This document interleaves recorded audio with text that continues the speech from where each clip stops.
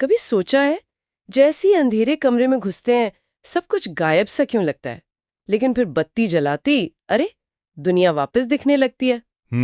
या फिर वो पानी में आधी डूबी हुई पेंसिल, वो टेढ़ी क्यों दिखती है। अजीब लगता है ना, बिल्कुल। पर ये अजीब नहीं, ये सब असल में रोशनी का खेल है, प्रकाश का। हाँ वही, ये सब प्रकाश का ही कमाल है। बिल्कुल, ये प्रकाश ही है जिसके कारण हम अपने आसपास की दुनिया देख पाते हैं, समझ पाते हैं।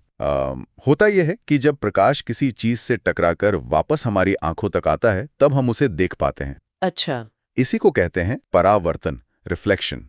परावर्तन, ठीक है। और कभी-कभी जब प्रकाश एक चीज से दूसरे में जाता है, जैसे हवा से पानी में, तो वो सीधा नहीं जाता, थोड़ा सा मुड़ जाता है, अपना रास्ता बदल लेता है। ओ, जैसे वो पेंसिल वाला केस। हाँ बिल्कुल, उसे कहते हैं अपवर्तन, रिफ्रैक्शन। तो आज हम इसी पर बात करने वाले हैं, प्रकाश के ये दो करतब, परावर्तन और अपवर्तन। हाँ बिल्कुल, आज हम प्रकाश के इसी सफर को थोड़ा गहराई से समझेंगे, खासकर परावर्तन और अपवर्तन को। और ये भी कि आईने कैसे काम करते हैं, कैसे हमारी शक्ल दिखाते हैं, और लेंस कैसे चीजों को बड़ा या छोटा कर देते हैं। एग्जैक्टली।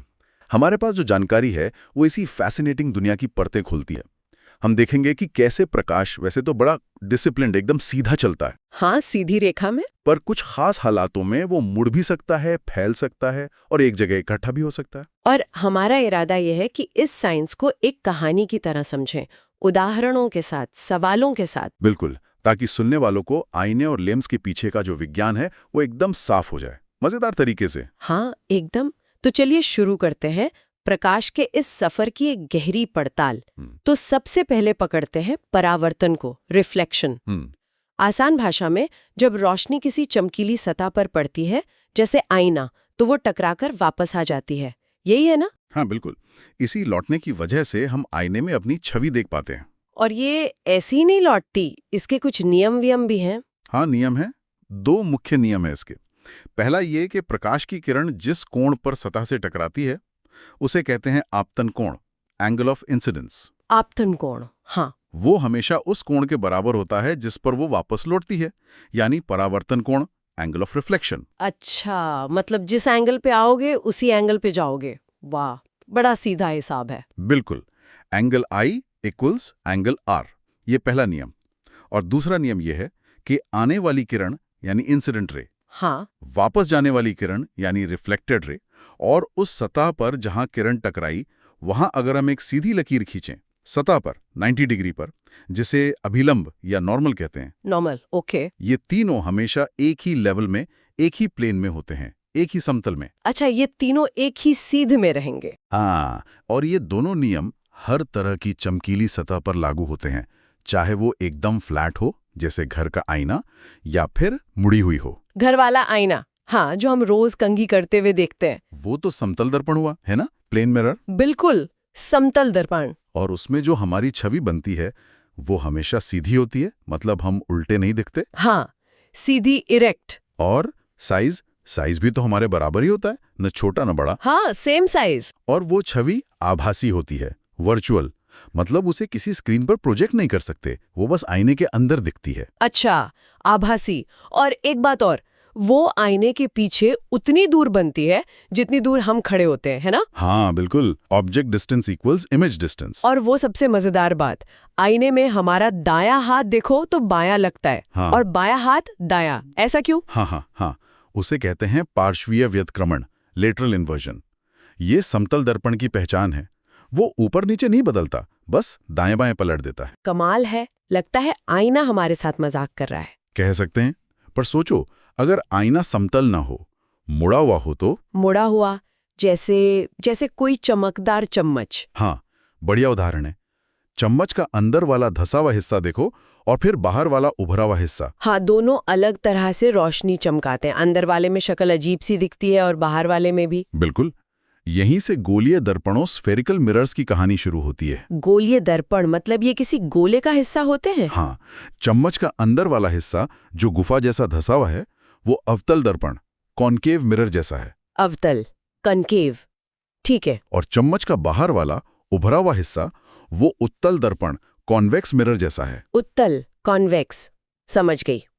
तो ये असल में किसी बड़े खोखले गोले के टुकड़े जैसे हैं। हाँ बिल्कुल, और इन्हें समझने के लिए कुछ खास शब्द जानने जरूरी हैं, जैसे इनका सेंटर वगैरह। हाँ, बताइए। देखो, दर्पण की जो चमकीली सतह है, उसका जो ठीक बीच का पॉइंट है, उसे कहते हैं ध्रुव, पोल।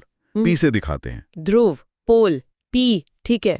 अब सोचो, ये दर्पण जिस बड़े गोले का हिस्सा था, उस पूरे गोले का कोई केंद्र तो होगा ना? हाँ, होगा। उसे कहते हैं वक्रता केंद्र, सेंटर ऑफ कर्वेचर। सी से दिखाते हैं। वक्रता केंद्र, सी। अवतल दर्पण के लिए ये सी दर्पण के सामने होता है, जिधर से हम देख रहे हैं, और उत्तल दर्पण के लिए ये दर्पण के पीछे होता है। अच्छा। और ध्रुव पी से इस वक्रता केंद्र सी तक की दूरी, इसका भी कोई नाम होगा। हाँ। उसे कहते हैं वक्रता त्रिज्या, रेडियस ऑफ कर्वेचर। आर से दिखाते हैं। R is equals to P C, ठीक है। और पी और सी को मिलाने वाली जो सीधी रेखा है, जो दर्पण के आर पार जाती है, उसे कहते हैं मुख्य अक्ष, प्रिंसिपल एक्सिस। ये बहुत इंपॉर्टेंट लाइन है। मुख्य अक्ष, प्रिंसिपल एक्सिस, पी और सी से गुजरने वाली लाइन, ठीक है। अब एक और मजेदार चीज। हाँ। तुमने कभी बचपन में अवतल दर्पण लेकर सूरज की रोशनी को किसी कागज पर फोकस करने की कोशिश की है? हाँ हाँ, की है। वो लेंस से भी करते थे, और थोड़ी देर में कागज से धुआं निकलने लगता था, कभी कभी जल भी जाता था। वो क्यों होता था?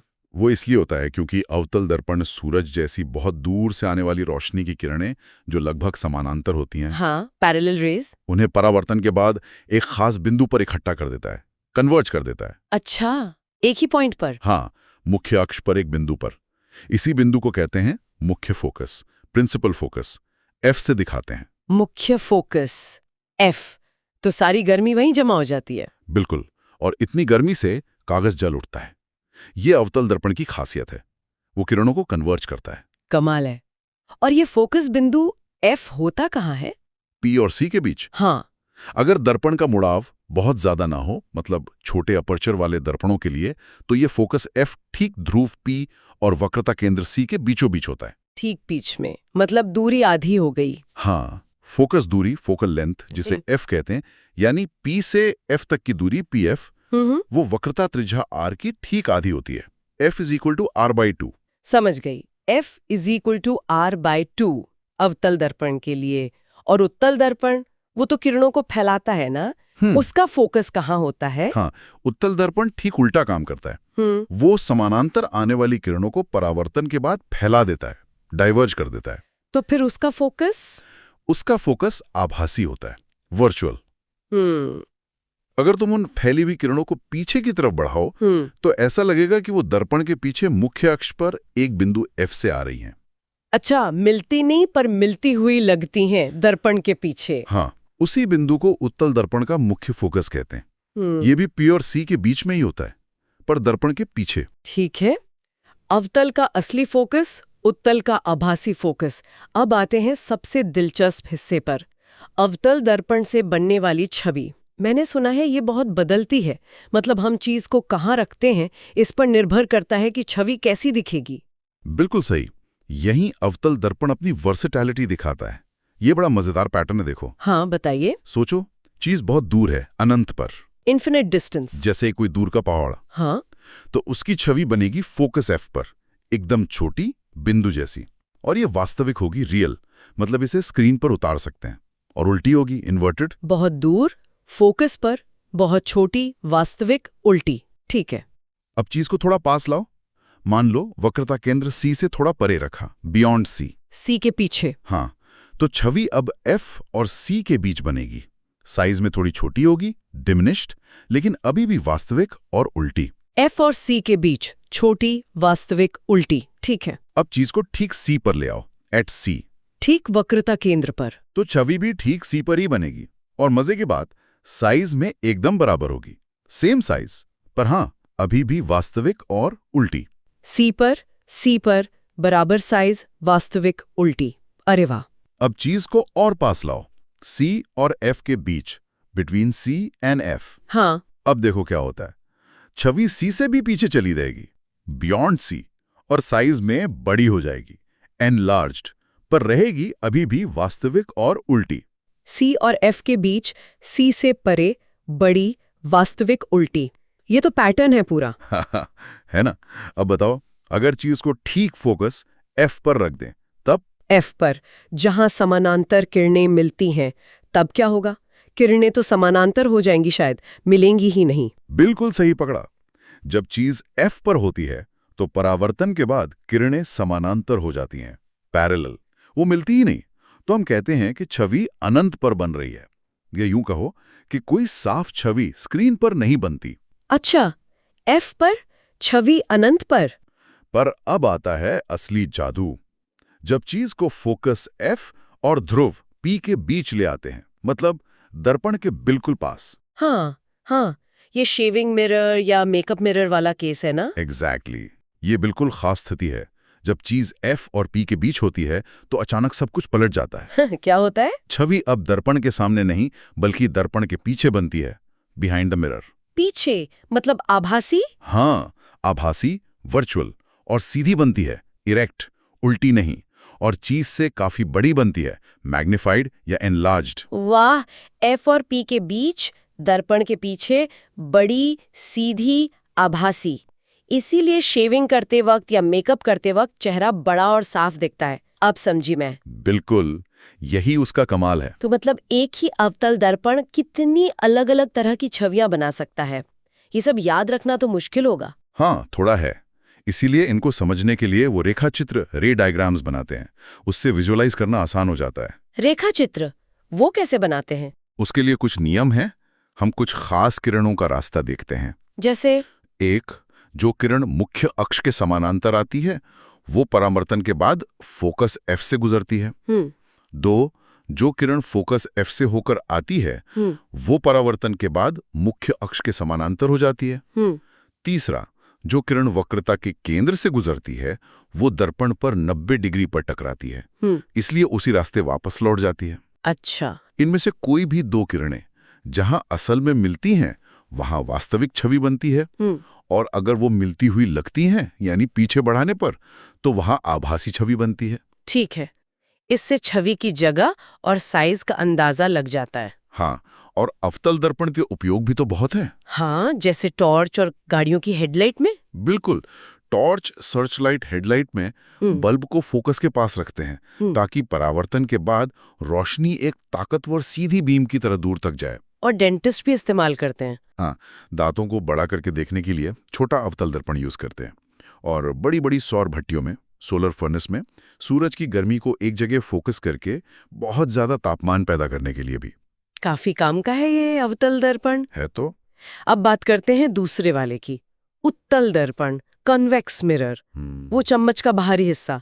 इसमें क्या होता है? क्या ये भी इतनी तरह की छवियां बनाता है? नहीं, उत्तल दर्पण इस मामले में बड़ा सीधा साधा है। वो अवतल दर्पण की तरह इतने नखरे नहीं दिखाता। मतलब ये कि आप वस्तु को उसके सामने कहीं भी रख दो, चाहे बहुत दूर चाहे बिल्कुल पास, वो हमेशा एक ही तरह की छवि बनाएगा। हमेशा? कैसी? हमेशा आभासी, वर्चुअल, सीधी, इरेक्ट और वस्तु से हमेशा छोटी, डिमिनिश्ड। हमेशा छोटी और सीधी और आभासी। हाँ, और ये छवि हमेशा दर्पण के पीछे बनेगी, ध्रुव P और उसके आभासी फोकस F के बीच में, कहीं और नहीं। अच्छा, तभी गाड़ियों में साइड मिरर या पीछे देखने वाले शीशे उत्तल होते हैं। आप समझ आया। बिल्कुल, इसके 2 मेन कारण हैं। एक तो ये हमेशा सीधी छवि दिखाता है। सोचो अगर उल्टी दिखती तो कितना कंफ्यूजन होता। हाँ, वो तो है। और दूसरा, क्योंकि ये बाहर की तरफ उभरा होता है, ये बहुत बड़े एरिया का व्यू दिखाता है। इसका दृष्टि क्षेत्र, फील्ड ऑफ व्यू, बहुत चौड़ा होता है। अच्छा, मतलब ज्यादा चीजें दिखती हैं पीछे की। हाँ, इससे ड्राइवर को पीछे क्या क्या हो रहा है उसका ज्यादा अच्छा अंदाजा लगता है। सेफ्टी के लिए बहुत जरूरी है। मैंने आगरा किले के बारे में भी कुछ सुना था, वहां कोई ऐसा शीशा है? हाँ, कहते हैं वहां दीवार पर एक छोटा सा उत्तल दर्पण लगाएं जिसमें पूरे ताजमहल की छवि दिख जाती है। सच में? छोटे से शीशे में पूरा ताजमहल? हाँ, ये उत्तल दर्पण के इसी चौड़े फील्ड ऑफ व्यू का एक क्लासिक उदाहरण है। वो दूर की बड़ी इमारत को भी अपनी छोटी सी आभासी छवि में समेट लेता है। कमाल है। तो संक्षेप में कहें तो समतल दर्पण, सीधी, बराबर साइज, आभासी छवि। करेक्ट। अवतल दर्पण ये कलाकार है, चीज की जगह के हिसाब से छोटा, बड़ा, वास्तविक, आभासी, उल्टा, सीधा सब बना सकता है। बिल्कुल। और उत्तल दर्पण हमेशा सीधा, छोटा आभासी प्रतिबिंब और देखने के लिए ज्यादा चौड़ा नजारा। एकदम परफेक्ट समरी है। क्या इनके लिए भी कोई गणितीय सूत्र वगैरह होते हैं, जैसे छवि कहाँ बनेगी, कितनी बड़ी बनेगी, ये निकालने के लिए? हाँ, होते हैं। पहले तो एक चिन्ह परिपाटी साइन कन्वेंशन तय करते हैं, मतलब कौन सी दूरी प्लस लेनी है, कौन सी माइनस। जैसे आमतौर पर दर्पण के सामने की दूरियां माइनस, पीछे की प्लस लेते हैं। मुख्य अक्ष के ऊपर की ऊंचाई प्लस, नीचे की माइनस। अच्छा, नियम बना लेते हैं। हाँ, फिर आता है दर्पण सूत्र, मिरर फॉर्मूला। वो है 1/v जमा 1/u बराबर 1/f। 1v plus 1u equals 1f। इसमें u, v, f क्या है? u है वस्तु की दर्पण से दूरी, ऑब्जेक्ट डिस्टेंस। v है छवि की दर्पण से दूरी, इमेज डिस्टेंस। और f है फोकस दूरी, फोकल लेंथ। चिन्ह परिपाटी के साथ ये वैल्यू रखते हैं। ठीक है। और छवि कितनी बड़ी बनेगी, ये कैसे पता चलता है? उसके लिए है आवर्धन, मैग्निफिकेशन, जिसे m से दिखाते हैं। m बराबर होता है -vu। m बराबर -u, माइनस साइन भी है। हाँ, ये माइनस साइन बताता है कि छवि सीधी है या उल्टी। अगर m पॉजिटिव है तो सीधी, नेगेटिव है तो उल्टी। और m की वैल्यू बताती है कि छवि कितनी गुना बड़ी या छोटी है। अगर m = 2 है तो 2 गुनी बड़ी, m = 0.5 है तो आधी साइज की। समझ गए। ये सूत्र कैलकुलेशन को आसान कर देते हैं। हाँ, बिना हर बार रेखा चित्र बनाए काम चल जाता है। चलिए, तो ये तो हुई परावर्तन की बात, रोशनी का टकराकर लौटना। अब उस दूसरे करतब पर आते हैं, अपवर्तन, रिफ्रैक्शन, जब रोशनी आर पार निकल जाती है। हाँ, जब प्रकाश एक पारदर्शी माध्यम से, जैसे हवा से, दूसरे पारदर्शी माध्यम में, जैसे पानी या कांच में जाता है, तो अक्सर वो अपना रास्ता बदल लेता है, मुड़ जाता है।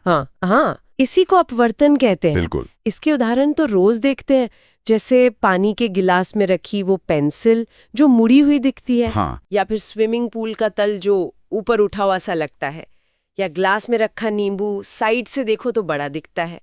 ये सब अपवर्तन ही है। हाँ, ये सब अपवर्तन के ही क्लासिक उदाहरण है। पर ऐसा होता क्यों है? रोशनी मुड़ती क्यों है? इसका कारण है प्रकाश की चाल, स्पीड ऑफ लाइट।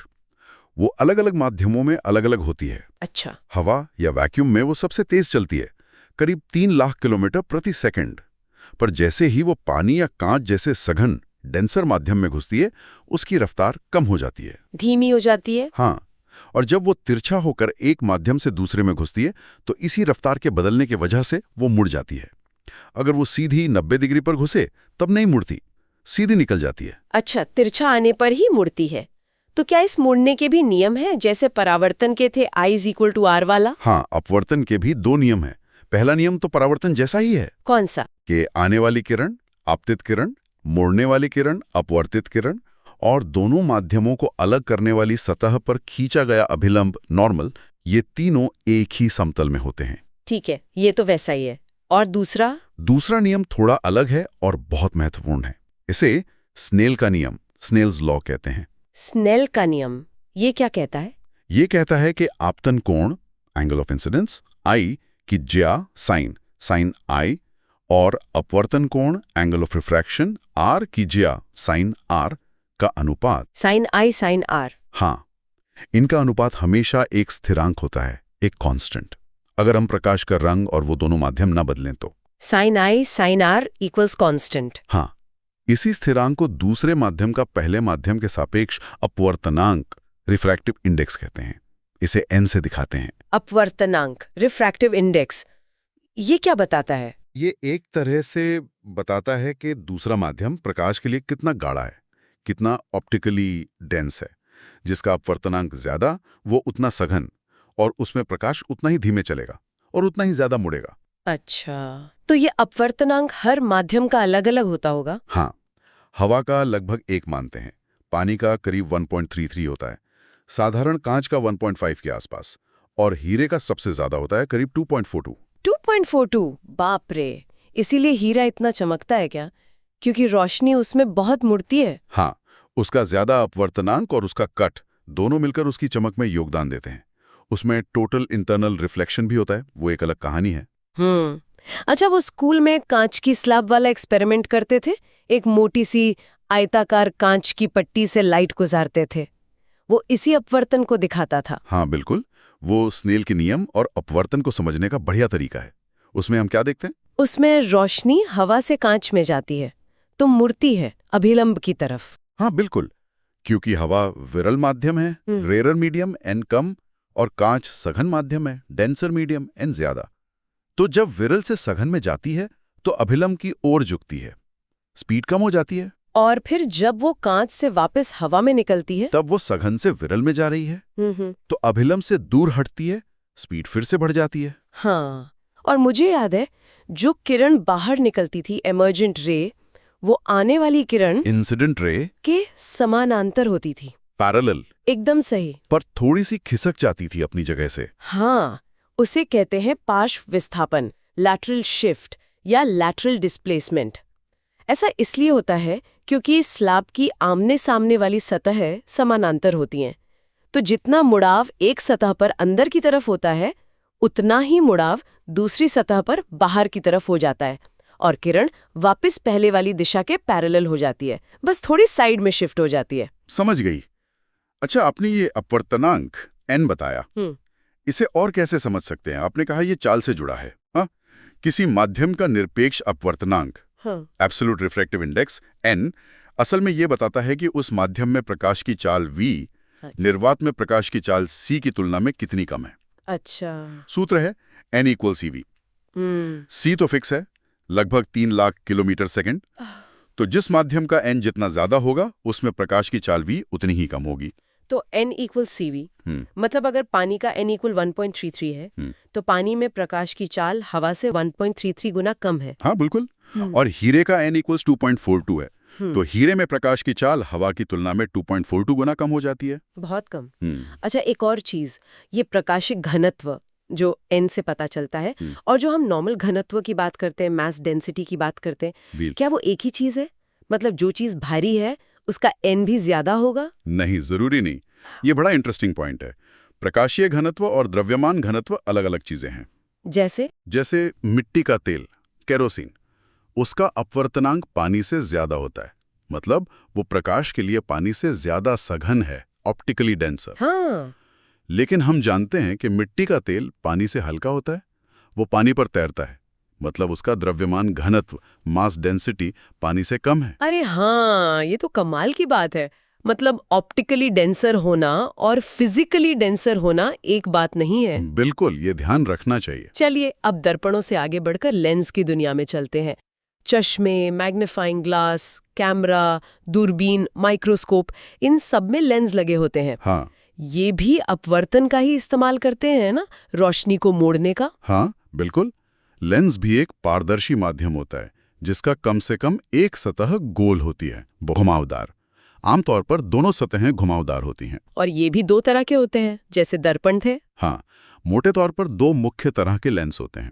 पहला है उत्तल लेंस, कॉन्वेक्स लेंस। उत्तल लेंस ये कैसा होता है? ये बीच में से मोटा होता है और किनारों की तरफ पतला होता जाता है। बीच में मोटा, किनारों पे पतला, ठीक है। और ये क्या करता है कि अपने पर आने वाली समानांतर किरणों को अपवर्तन के बाद एक बिंदु पर इकट्ठा कर देता है, कन्वर्ज करता है। अरे, ये तो अवतल दर्पण जैसा काम कर रहा है, कन्वर्जिंग। हाँ, इसलिए उत्तल लेंस को अभिसारी लेंस, कन्वर्जिंग लेंस भी कहते हैं। अभिसारी लेंस, ठीक है। और दूसरा वाला? दूसरा है अवतल लेंस, कॉन्केव लेंस। अवतल लेंस ये उल्टा होगा? हाँ, ये बीच में से पतला होता है और किनारों की तरफ मोटा होता जाता है। बीच में पतला, किनारों पर मोटा, ठीक है। और ये समानांतर आने वाली किरणों को अपवर्तन के बाद फैला देता है, डाइवर्ज कर देता है। फैला देता है, जैसे उत्तल दर्पण करता था, डाइवर्जिंग। बिल्कुल, इसीलिए अवतल लेंस को अपसारी लेंस, डाइवर्जिंग लेंस भी कहते हैं। अपसारी लेंस, ठीक है। अभिसारी और अपसारी, इनमें भी वो पोल, फोकस, सेंटर ऑफ कर्वेचर जैसी चीजें होती हैं? हाँ, मिलती जुलती चीजें होती हैं। लेंस का जो ठीक बीच का बिंदु होता है उसे प्रकाशिक केंद्र, ऑप्टिकल सेंटर कहते हैं। ओ से दिखाते हैं। प्रकाशिक केंद्र, ओ। और क्योंकि लेंस की दो सतहें होती हैं तो इसके दो मुख्य फोकस होते हैं, F1 और F2, और दो वक्रता केंद्र भी होते हैं, C1 और C2, जिन्हें कभी कभी 2F1 और 2F2 भी लिखते हैं। ये लेंस के दोनों तरफ होते हैं। दो फोकस, F1 और F2। हाँ, और प्रकाशिक केंद्र O से मुख्य फोकस F तक की दूरी को फोकस दूरी, फोकल लेंथ स्मॉल f कहते हैं। उत्तल लेंस इन फोकस दूरी पॉजिटिव, प्लस लेते हैं और अवतल लेंस की नेगेटिव माइनस लेते हैं। अच्छा, उत्तल की प्लस अवतल की माइनस, ठीक है। अब ये बताइए, उत्तल लेंस से छवि कैसे बनती है? क्या ये भी अवतल दर्पण की तरह बदलती रहती है? हाँ, काफी हद तक समानता है। उत्तल लेंस से बनने वाली छवि भी इस बात पर निर्भर करती है कि वस्तु कहाँ रखी है। इसका पैटर्न भी लगभग अवतल दर्पण जैसा ही है, बस छवि दूसरी तरफ बनती है। अच्छा, कैसे? दूर अनंत पर छवि दूसरी तरफ फोकस f2 पर बनेगी, बहुत छोटी, वास्तविक और उल्टी। वस्तु 2f1 से परे, छवि दूसरी तरफ f2 और 2f2 के बीच, छोटी, वास्तविक, उल्टी। वस्तु ठीक 2f1 पर, छवि दूसरी तरफ ठीक 2f2 पर, बराबर साइज की, वास्तविक, उल्टी। वस्तु f1 और 2f1 के बीच, छवि दूसरी तरफ 2f2 से परे, बड़ी, वास्तविक, उल्टी। ये तो बिल्कुल वैसा ही पैटर्न लग रहा है, वास्तविक और उल्टी, बस जगह बदल रही है। और साइज? हाँ। और अगर वस्तु को F1 पे रख दे? तब छवि अनंत पर बनती है, जैसे अवतल दर्पण में था। और वो खास केस जब वस्तु को F1 और लेंस के बीच, मतलब O के पास ले आते हैं। हाँ, वही मैग्नीफाइंग ग्लास वाला केस। जब वस्तु F1 और O के बीच होती है, तब छवि उसी तरफ बनती है जिधर वस्तु रखी है। उसी तरफ? हाँ, और ये छवि बहुत बड़ी, मैग्नीफाइड, सीधी, एरेक्ट और आभासी होती है। बड़ी, सीधी, आभासी। इसीलिए मैग्नीफाइंग ग्लास से अक्षर इतने बड़े और सीधे दिखते हैं। आप समझिए। बिल्कुल, यही उसका प्रिंसिपल है। तो उत्तल लेंस भी काफी काम की चीज है, बहुत तरह की छवियां बना सकता है। हाँ। और अवतल लेंस वो क्या करता है? क्या वो उत्तल दर्पण की तरह सीधा साधा है? हाँ, बिल्कुल। अवतल लेंस का व्यवहार उत्तल दर्पण जैसा है। आप वस्तु को उसके सामने कहीं भी रखो। कहीं भी? हाँ, कहीं भी। अवतल लेंस हमेशा एक ही तरह की छवि बनाएगा, आभासी, वर्चुअल, सीधी, इरेक्ट और वस्तु से हमेशा छोटी। डिमिनिश्ड। हमेशा छोटी, सीधी, आभासी। और किधर बनेगी? ये छवि हमेशा वस्तु की ही तरफ बनेगी, लेंस और फोकस F1 के बीच में। अच्छा, तो अवतल लेंस हमेशा छोटी, सीधी, आभासी छवि बनाता है। हाँ, इसीलिए ये अक्सर नजदीक की नजर ठीक करने वाले चश्मों में इस्तेमाल होता है। हाँ, अब चश्मे वाली बात पर आते हैं। डॉक्टर जो नंबर देते हैं वो पावर में होता है, जैसे +2.5 या -1.0D। ये D क्या है और पावर का मतलब क्या है? देखो, लेंस की क्षमता या पावर असल में ये नापती है कि लेंस आने वाली किरणों को कितना ज्यादा मोड़ने की ताकत रखता है। कितना कन्वर्ज या डाइवर्ज कर सकता है। हाँ, और ये पावर लेंस की फोकस दूरी f का उल्टा होती है, रेसिप्रोकल। हाँ। लेकिन इसमें एक बात ध्यान रखनी है, फोकस दूरी मीटर में होनी चाहिए। मीटर में? हाँ, तो सूत्र है P = 1.f, जहां f मीटर में है। P = 1/f, f in meters। ठीक है। और ये D क्या था? D मतलब डायोप्टर। डायोप्टर। ये पावर का मात्रक है, यूनिट है। तो एक डायोप्टर उस लेंस की पावर है जिसकी फोकस दूरी 1 मीटर हो। अच्छा, 1D = 1 मीटर। बिल्कुल। और जैसा हमने कहा, उत्तल लेंस की फोकस दूरी पॉजिटिव होती है तो उसकी पावर भी पॉजिटिव होगी। हाँ। और अवतल लेंस की फोकस दूरी नेगेटिव होती है तो उसकी पावर भी नेगेटिव होगी। अच्छा, तो अगर किसी का नंबर +2.0D है, मतलब वो उत्तल लेंस है और उसकी फोकस दूरी f = 1p = 1/2 = 0.5 मीटर, यानी 50 सेंटीमीटर है। बिल्कुल सही। और अगर नंबर -1.5D है तो वो अवतल लेंस है और फोकस दूरी f = 1/-1.5 = -23 मीटर्स, यानी करीब -67 सेंटीमीटर होगी। एकदम से सही कैलकुलेशन है। और जब चश्मा बनाते हैं तो कभी-कभी एक से ज्यादा लेंस भी लगाते हैं क्या? हाँ, ऑप्टिशियन जरूरत के हिसाब से लेंसों को मिलाते हैं। अगर कई पतले लेंस एक दूसरे से सटा के रखे हों तो उनकी कुल पावर उनकी अलग-अलग पावर का सीधा जोड़ होती है। P = P1 + P2 + P3। अच्छा, पावर सीधे जुड़ जाती है। हाँ, और जैसे दर्पण सूत्र था वैसे ही लेंस के लिए भी सूत्र है। एक है लेंस सूत्र, lens formula, 1V - 1U = 1F। 1V 1U = 1F। दर्पण वाले में प्लस था या माइनस है? हाँ, बस यही छोटा सा फर्क है। U वस्तु की दूरी, V छवि की दूरी, F फोकस दूरी, सब चिन्ह परिपाटी के साथ। और आवर्धन, मैग्निफिकेशन, उसका सूत्र है M = VU।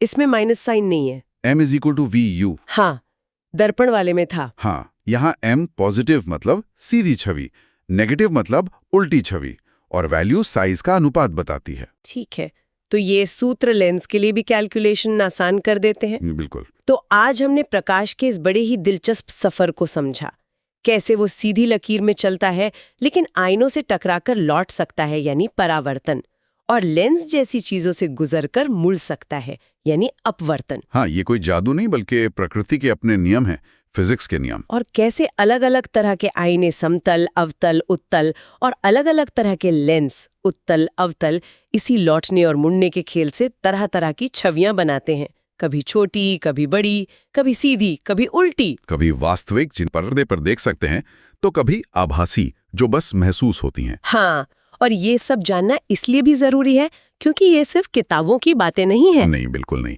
हमारे आसपास इतनी सारी चीजें इन्हीं सिद्धांतों पे काम करती हैं।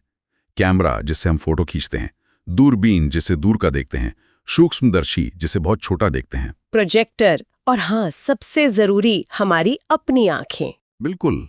हमारी आंखें भी तो एक तरह का लेंस ही इस्तेमाल करती हैं रेटिना पर छवि बनाने के लिए। ये सब प्रकाश के इन्हीं परावर्तन और अपवर्तन के नियमों का ही कमाल है जो हमें दुनिया से जोड़ता है। हमने ये भी जाना कि प्रकाश जब एक माध्यम से दूसरे में जाता है, अगर उनका घनत्व अलग है तो वो मुड़ जाता है। हाँ, अपवर्तन। अब इस पर जरा और सोचिए, हमारा वायुमंडल जो हवा की अलग-अलग परतों से बना है, क्या वो हर जगह एक जैसा है? ऊंचाई के साथ क्या हवा का घनत्व बदलता नहीं? हाँ, बदलता तो है। ऊपर हवा पतली होती जाती है। तो जब बहुत दूर किसी तारे से रोशनी चलकर आती है और हमारे वायुमंडल में घुसती है, तो क्या वो इन बदलते घनत्व वाली परतों से गुजरते हुए लगातार थोड़ी-थोड़ी मुड़ती नहीं होगी, एक परत से दूसरी में जाते हुए? सोचने वाली बात है। अगर घनत्व बदल रहा है तो अपवर्तनांक भी बदलेगा।